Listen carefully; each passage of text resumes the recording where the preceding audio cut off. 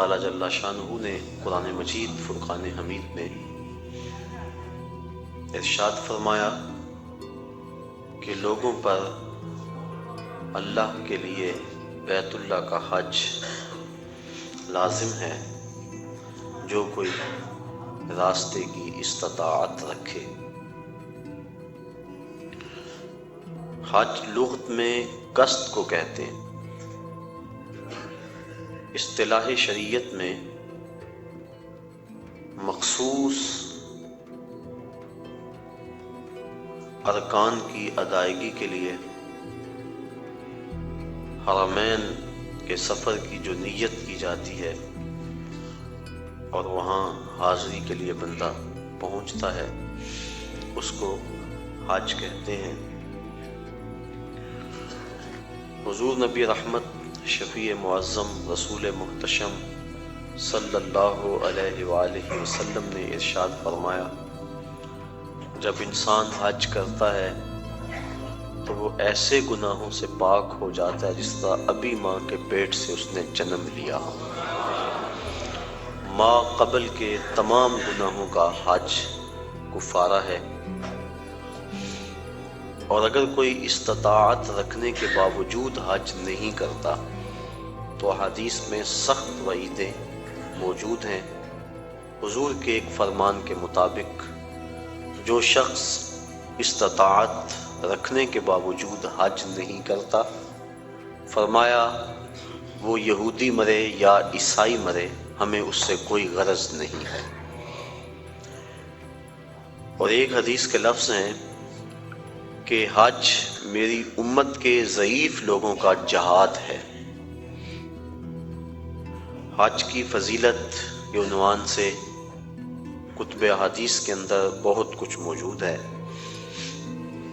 صاحب استطاعت پر زندگی میں ایک مرتبہ حج کرنا فرض ہے۔ 5 سال کے بعد جو حج کی تاکید کتب احادیث میں موجود ہے تو علماء نے اس کو استحباب پر محمول کیا ہے کہ جو غنی ہے، صاحب استطاعت ہے، اس کو چاہیے کہ 5 سال کے بعد وہ حج کرے، لیکن فرض زندگی میں صرف ایک مرتبہ ہے۔ ایک مرتبہ واجب ہوا، اس نے ادا کر لیا تو وجوب اتر گیا، لیکن ویسے اس کے لیے مستحب یہ ہے کہ وہ ہر 5 سال کے بعد کر لے اگر وہ استطاعت رکھتا ہے، چونکہ حج کرنے سے اللہ تعالیٰ غنا عطا فرماتا ہے۔ جب بندہ حج کرے اللہ اسے غنی کر دیتا ہے، اس کے رزق میں بھی برکت فرماتا ہے، اس کے دین میں بھی برکت فرماتا ہے۔ ایک حدیث کے لفظ ہیں، حضور نے ارشاد فرمایا کہ حج کرو غنی ہو جاؤ گے، سفر کرو صحت پاؤ گے۔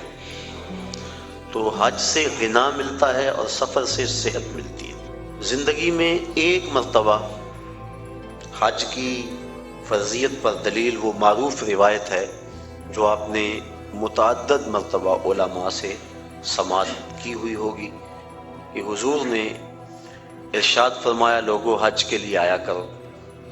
تو ایک شخص نے عرض کی، حضور ہر سال آیا کریں۔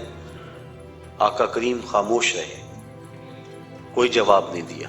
اس نے پھر پوچھا، حضور ہر سال آیا کریں، ہر سال حج فرض ہے؟ حضور خاموش رہے، جواب مرحمت نہیں کیا۔ اس نے تیسری مرتبہ پھر سوال کیا تو آقا کریم نے پھر خاموشی اختیار کی، پھر وقفہ سکوت توڑتے ہوئے فرمایا، تم سے پچھلی امتیں نبیوں پر کثرت سوالات کی وجہ سے ہلاک کر دی گئیں۔ لو قلت نعم لوجبت، اگر میری زبان سے ہاں نکل جاتی تو واجب ہی ہو جاتا۔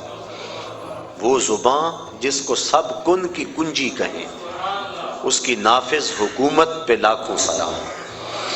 کہا اگر میری زبان سے ہاں نکل جاتی تو واجب ہی ہو جاتا۔ تو حضور کا اختیار فی شریعت سمجھ میں آیا کہ حضور جو کہیں وہی دین ہوتا ہے۔ قرب قیامت کے فتنوں میں سے ایک فتنہ حضور نے آج سے صدیوں قبل بیان فرما دیا۔ نسائی شریف کی روایت ہے، حضور نے ارشاد فرمایا، قرب قیامت میں کچھ لوگ کہیں گے کہ حلال وہی ہے جو اللہ نے حلال کیا، حرام وہی ہے جو اللہ نے حرام کیا۔ فرمایا انما اوتیت القرآن ومثلہ معہ، مجھے قرآن بھی دیا گیا اور قرآن جتنے اور علم بھی میرے سینے میں رکھ دیے گئے۔ تو جس کو میں حلال قرار دے دوں وہ ایسی ہے جس طرح اللہ نے حلال قرار دیا ہے، اور جس کو میں حرام قرار دے دوں وہ ایسے ہی ہے جس طرح اللہ نے حرام قرار دیا ہے۔ چونکہ مصطفیٰ اپنی مرضی سے نہیں بولتے، وما ينطق عن الهوى ان هو الا وحی یوحی، جو مالک کی مرضی ہوتی ہے وہی مصطفیٰ کی بولی ہوتی ہے۔ تو اس لیے جو حضور فرما دے وہی دین ہوتا ہے۔ تو اس نے عرض کی حضور کیا ہر سال حج فرض ہے؟ تو آقا کریم فرمایا تم سے پہلی امتیں نبیوں پر کثرت سوالات کی وجہ سے ہلاک کر دی گئیں۔ لو قلت نعم لواجبت، اگر میری زبان سے ہاں نکل جاتی تو واجب ہی ہو جاتا۔ تو زندگی میں ایک مرتبہ حج فرض ہے۔ حضور نے حج کی فضیلت کے بارے میں بہت کچھ ارشاد فرمایا، اور ایک روایت کے لفظ ہیں کہ ایک حج ایسا ہے جس سے 3 آدمیوں کی مغفرت ہو جاتی ہے، اور وہ حج بدل ہے۔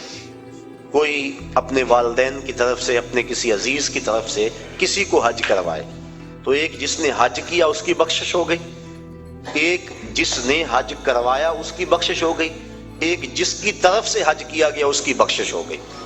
تو یہ حج ایسا ہے، ایک حج سے 3 آدمیوں کی مغفرت فرما دی جاتی ہے۔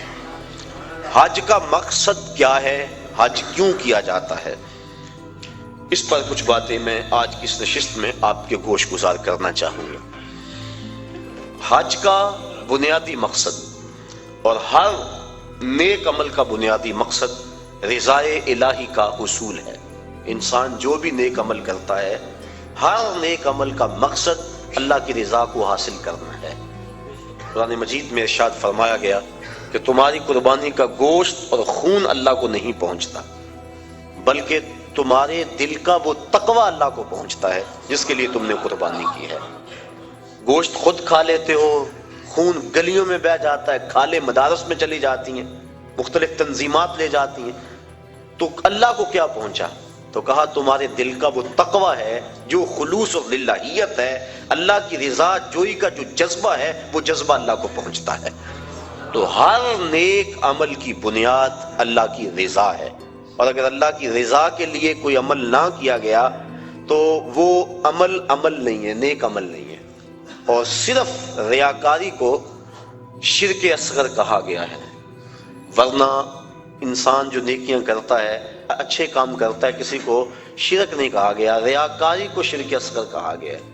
جب اللہ کے علاوہ بندہ کسی اور کے لیے نیک عمل کرتا ہے تو وہ نیک عمل نہیں ہوتے، اس کو شرک اصغر کہا گیا۔ اور قیامت کے دن اللہ تعالیٰ جل شانہ ارشاد فرمائے گا کہ جن کے لیے تم نے یہ عمل کیے تھے ان سے اس کا اجر لے لو، میرے لیے تو تم نے کیے نہیں تھے، جن کے لیے کیے تھے ان سے ان کا اجر لو۔ تو اب کوئی وہاں اجر دینے کی صلاحیت بھلا کیسے رکھتا ہوگا؟ تو جب بھی انسان نیک عمل کرے تو بنیادی فلسفہ یہ ہونا چاہیے کہ میں اللہ کی رضا کے لیے کر رہا ہوں۔ اور انما الاعمال بالنیات، یہاں بھی یہی مراد ہے کہ اعمال کا دار و مدار حسن نیت پر ہے، خلوص پر ہے۔ تو حج کا بھی باقی اعمال کی طرح پہلا بنیادی مقصد اللہ کی رضا کو حاصل کرنا ہے۔ حج کا دوسرا مقصد، حج مسلمانوں کا عالمی اجتماع ہے۔ اسلام نے ایک نظام دیا، محلے کی سطح پہ مسلمانوں کا اجتماع نماز با جماعت ہے، علاقے کی سطح پہ مسلمانوں کا اجتماع جمعۃ المبارک ہے، شہر کی سطح پر مسلمانوں کا اجتماع عیدین ہے، اور عالمی اجتماع حج ہے۔ یہ ترتیب ہے اسلامی نظم کی اور اسلامی اجتماعیت کی۔ حج مسلمانوں کا عالمی اجتماع ہے، اور عرفات کی حاضری حج کے بنیادی اراکین میں سے ایک رکن ہے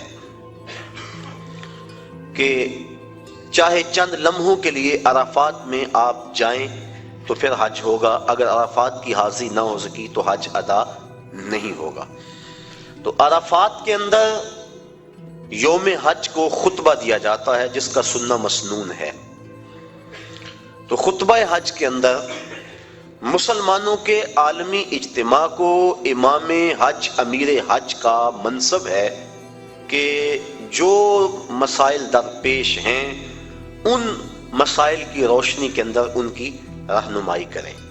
حضور نبی رحمت صلی اللہ علیہ وآلہ وسلم کا خطبہ حج ہمارے سامنے ہے۔